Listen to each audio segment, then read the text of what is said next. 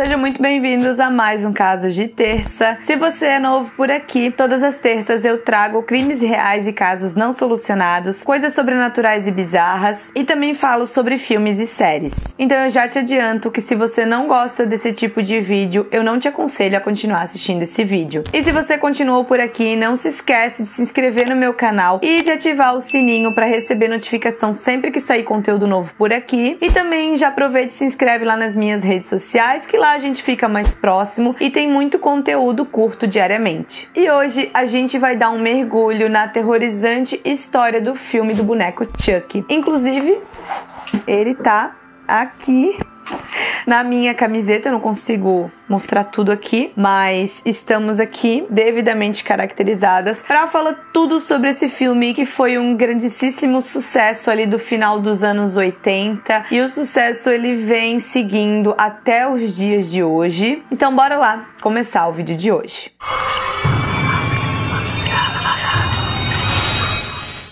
O Don Mancini, ele escreveu o filme do Chucky na época em que ele ainda estava na Universidade da Califórnia em Los Angeles. Ele cursava cinema. Então ali nesse período que ele estava na faculdade, ele começou a escrever uma história de um brinquedo que ele seria possuído por alguma alma maligna e ele iria começar a cometer atrocidades. E essa ideia que o Mancini teve na época, ela foi pela paixão que ele tinha em filmes de terror no geral e também por todo o fascínio que ele tinha sobre o sobrenatural. Durante seu período na escola de cinema, Mancini trabalhou na criação do tema Brinquedo Assassino, explorando a ideia de um serial killer que, à beira da morte, transfere sua alma para um boneco por meio de ritual de voodoo. Esse conceito sinistro serviu como espinha dorsal dessa história. Então, parte desse processo criativo de Mancini envolveu aprofundar o personagem do boneco, que eventualmente seria nomeado como Chucky. Ele queria que esse boneco tivesse uma aparência cativante, só que ao mesmo tempo assustadora, para que ele fosse atraente e ao mesmo tempo capaz de causar arrepio nos telespectadores. Mancini continuou desenvolvendo esse roteiro na universidade e ele também trabalhou na caracterização de personagens, diálogos e reviravoltas da trama para criar uma narrativa super envolvente e assustadora. E enquanto ele estava ali na escola de cinema, ele compartilhou essas ideias dele com alguns colegas, professores, e ele teve um feedback muito positivo, todo mundo achou a ideia dele sensacional.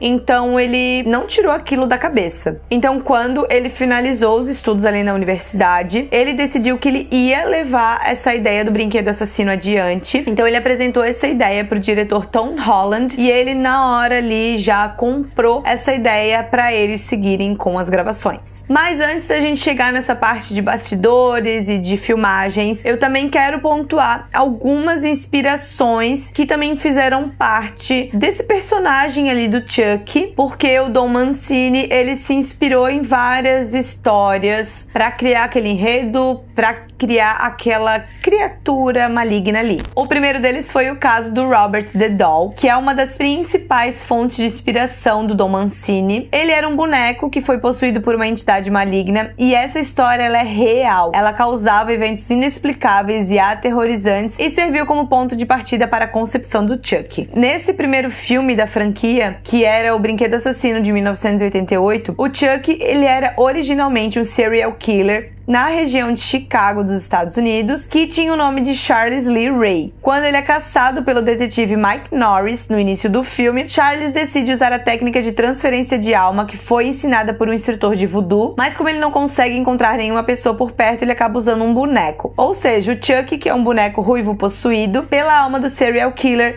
Charles Lee Ray. E inclusive existe uma explicação para esse nome. O Charles Lee Ray, ele é uma combinação de 3 serial killers da vida real e que faz com que tudo faça muito mais sentido ainda desse enredo. Começando pelo Charles. Charles, ele vem de Charles Manson, que era um líder de um culto ritualístico ali criminoso, que foi um dos grandes mandantes de uma onda de assassinatos que aconteceu em 1969, incluindo a atriz Sharon Tate, na época que estava grávida. O Lee, ele vem de Lee Harvey Oswald, que era o homem que tinha sido acusado de matar o presidente John F. Kennedy em 1963. E o Ray, ele vem de James Earl Ray, que foi o homem condenado a assassinar o Martin Luther King Jr. em 1968. Então ele precisava escolher um nome para esse boneco. O nome Brinquedo Assassino ele já existia, seria o título desse filme, mas ele precisava de um nome. O nome Chuck foi escolhido como parte do processo de criação do personagem e contribuiu para a atmosfera aterrorizante do filme. O nome Chuck ele foi escolhido para criar um contraste intencional, então ele soa de forma inocente e infantil, que era muito crucial para a ideia que eles tinham do filme. Afinal, eles queriam que o Chuck ele aparentasse ser um boneco inofensivo, um boneco legal, que a criança iria amar, iria querer, iria cuidar, mas que depois ele ia mostrando a figura maligna que ele realmente era. Chamar o boneco de Chuck enquanto ele esconde uma personalidade assassina e perversa amplifica a ironia e o choque. Então o público ele é levado a acreditar que aquilo é só um bonequinho bonitinho de criança, mas depois eles acabam descobrindo que por trás tem um serial killer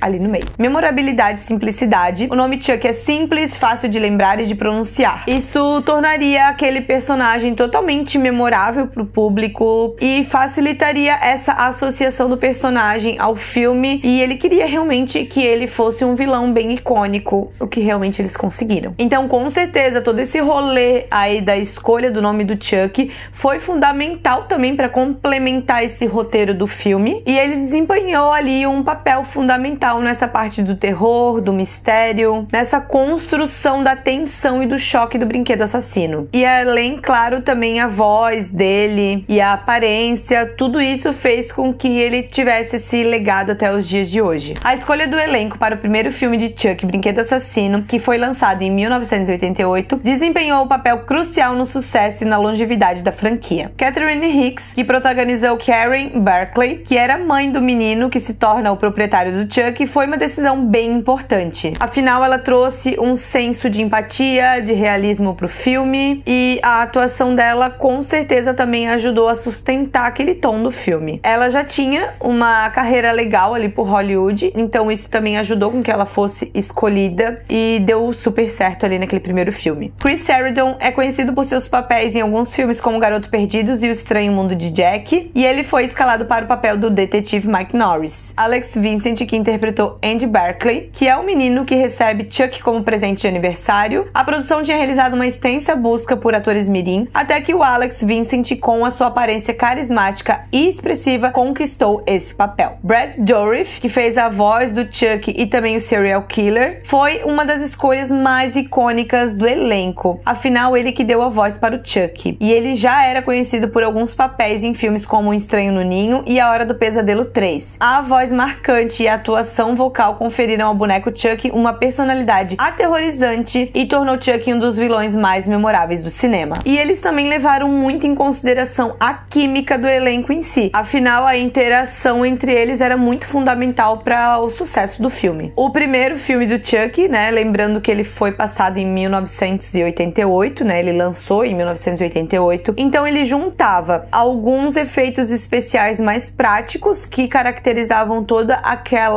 aquele cenário aterrorizante do boneco e de tudo ali, né, em volta do filme, mas também teve aquela pitada de tecnologia. Nessa época, a tecnologia de CGI estava em seus estágios iniciais. Então, grande parte dos efeitos especiais foi realizada manualmente. Então, começando pelo boneco do Chuck, né, eles usaram realmente um boneco animatrônico. Ele foi projetado e controlado por Kevin Yeager, que era um especialista super renomado de efeitos especiais. E o boneco, ele realmente tinha várias partes móveis, ele tinha expressões faciais e os olhos, eles também se moviam. Então, isso tornou tudo muito mais convincente na hora da gravação. E algumas cenas também eles tiveram que usar um boneco de tamanho real, então eles tiveram que ter uma construção ali em escala de bonecos para vários momentos em que eles precisavam, dependendo da cena, para que isso desse a sensação que o Chuck realmente era um boneco real, que ele estava realmente ali naquela cena, naquele ambiente. Só que quando eles precisavam que o Chuck ele se movesse mais rapidamente ou que ele tivesse que fazer alguma outra ação mais meticulosa, eles também contaram com a ajuda de alguns dublês, então eles tiveram que tomar muito cuidado aí na hora dessas cenas para que todo o movimento realmente parecesse natural. sobrenatural. A transformação gradual de Chuck de boneco inofensivo para uma criatura maligna também foi alcançada por meio de efeitos de maquiagem em algumas cenas. O rosto ele era pintado para mostrar danos e ferimentos à medida que a sua história avançava. Nas cenas de perseguição e ação foram usados truques de câmera, ângulos de filmagem criativos e edições cuidadosas para criar a ilusão que o Chuck estava se movendo rapidamente e atacando. A pós-produção também desempenhou um papel muito importante na criação das cenas aterrorizantes. A adição de efeitos sonoros, trilhas musicais e a edição eficaz contribuiu para que o suspense e o terror do filme se tornasse muito mais impactante. Então, no dia 9 de novembro de 1988, finalmente foi lançado o primeiro filme do Chuck, O Brinquedo Assassino. A reação do público na época realmente foi muito marcante, o que contribuiu muito para esse status icônico do boneco Chuck e do filme de terror como um todo. Então ele foi lançado como um filme de terror bem inovador. Utilizar essa história de transferência de alma via voodoo para um boneco foi algo realmente muito inovador, o que chamou já a atenção de cara de todo mundo.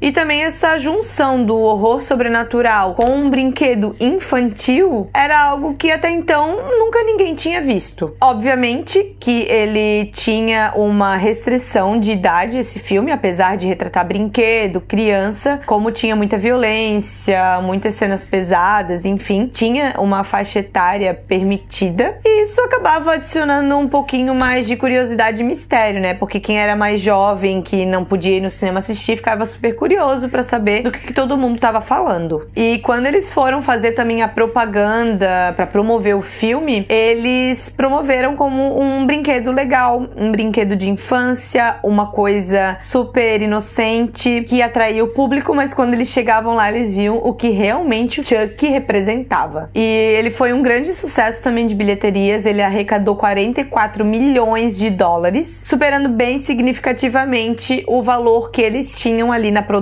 E também gerou algumas discussões sobre a influência da mídia na sociedade e debates sobre a classificação etária de filme de terror, porque associaram alguns casos de criança cometendo atos violentos, alegando terem sido influenciados por Chuck.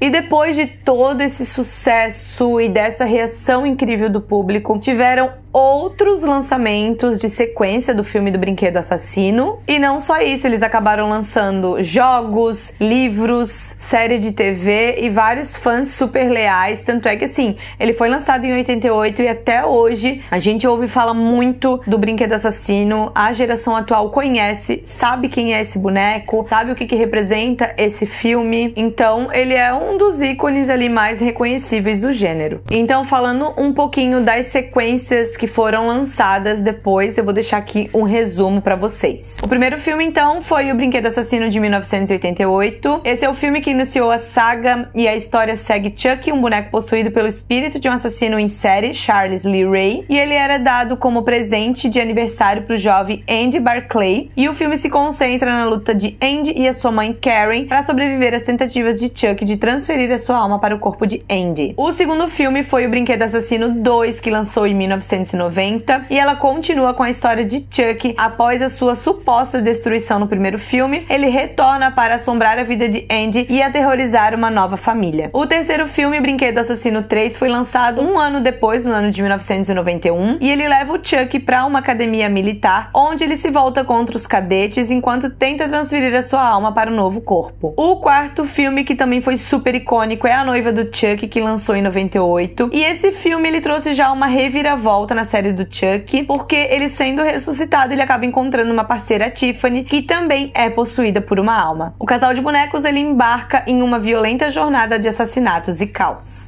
Depois disso, outro filme que fez muito sucesso foi O Filho de Chuck, que lançou em 2004, e é uma comédia com humor negro que toma conta desse filme e gira em torno do filho de Chuck e Tiffany, que é o Glenn, e ele quer se livrar da maldade de seus pais. Então ele mistura muito terror e sátira. Depois disso, foi lançada A Maldição de Chuck em 2013, que é o sexto filme da franquia, e ele voltou para as raízes do terror, com o Chuck aterrorizando uma nova família e revelando segredos do passado. Depois disso, foi lançado O Culto de Chuck em 2014, 2017, onde ele continua a história de Nika Pierce, que é uma das sobreviventes anteriores do Chuck, e ela se encontra no momento no hospital psiquiátrico. Então o Chuck ele retorna para aterrorizar ela e os seus companheiros pacientes. Em seguida foi lançado A Noite de Chuck em 2021, que é o mais recente filme da série que dá continuidade à história do Chuck, só que na série de TV, onde ele encontra uma nova vítima, um garoto chamado Jake, e continua a sua jornada de horror. Então a franquia ainda está vivíssima e ela segue como uma grande força